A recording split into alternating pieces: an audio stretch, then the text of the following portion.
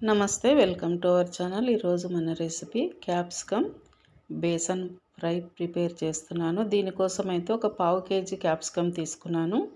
వీటిని అయితే ముందుగా శుభ్రంగా కడిగేసి పెట్టుకున్నాను. ఇవి తెచ్చి కూడా చాలా రోజులైంది.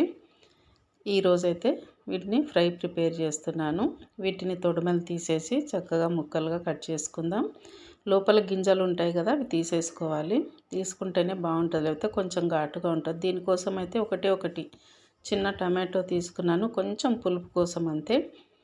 ఇంకా ముక్కలు అయితే ఈ విధంగా కట్ చేసి పెట్టుకున్నాను. ఇప్పుడు స్టవ్ మీద అయితే బాండి పెట్టేసుకుందాం. బాండి వేడెక్కగానే ఇందులోకి ఒక చిన్న గరిటెడ్ ఆయిల్ అయితే పోసుకుందాం. ఆయిల్ అనేది ఎక్కువగా ఏమీ పట్టదు. ఈ ఆయిల్ హీట్ ఎక్కిన తర్వాత ఒక పావు టీ స్పూన్ వరకు జీలకర్ర ఆవాలు వేసుకుందాం. జీలకర్ర ఆవాలు చిటపటలాడగానే కట్ చేసి పెట్టుకున్న క్యాప్సికమ్ ముక్కలు వేసుకుందాం. ఇందులోకి నేను ఉల్లిపాయ అయితే ఏం వేయలేదు.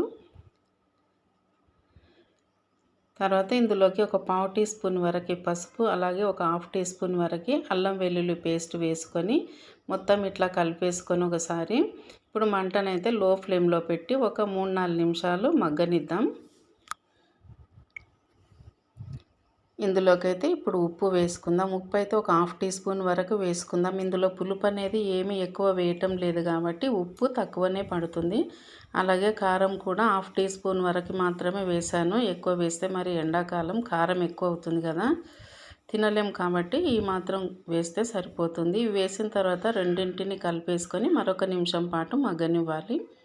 అంతలోపు ఇప్పుడైతే టమాటో ముక్కల్ని చిన్నగా కట్ చేసి పెట్టుకుందాం. టమాటోనైతే ఆ ముక్కల్ని ఇట్లా మధ్యలోకి వేసుకొని కలుపుకుంటే కనుక గుజ్జు అయిపోతుంది. ఆ పులుపు అనేది ఈ క్యాప్సికమ్కి పడుతుంది కాబట్టి కొంచెం టేస్ట్ అనేది బాగుంటుంది. ఇప్పుడు మొత్తాన్ని అయితే ఒకసారి బాగా కలిపేసుకుందాం. ఇప్పుడు ఇందులోకి అయితే నేను ఒక టేబుల్ స్పూన్ వరకు బేసన్ తీసుకున్నాను. అట్లనే ఒక టీ స్పూన్ వరకు ధనియా పౌడర్, ఇందులోనే జీలకర్ర కూడా వేయించి మిక్సీ పట్టినమాట. ఇప్పుడు ఈ రెండు కూడా ఇందులో వేసుకొని బాగా కలిపేసుకుంటే కర్రీ అనేది టేస్ట్ బాగుంటుంది. ఫ్రై అనేది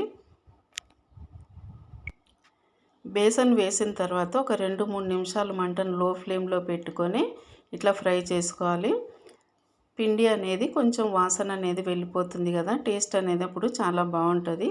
ఇది మొత్తం ఇట్లా ఫ్రై చేసి పెట్టుకుంటే ఇంకా రైస్లోకి కొంచెం సాంబారు, టమాటో రైస్ లేకపోతే ఒక పచ్చి పులుసు చేసుకున్నా కానీ బాగుంటుంది. చపాతీలో కూడా ఈ కర్రీ అయితే బాగుంటుంది. ఫ్రై అనేది నచ్చితే ఒక లైక్ ఇవ్వండి.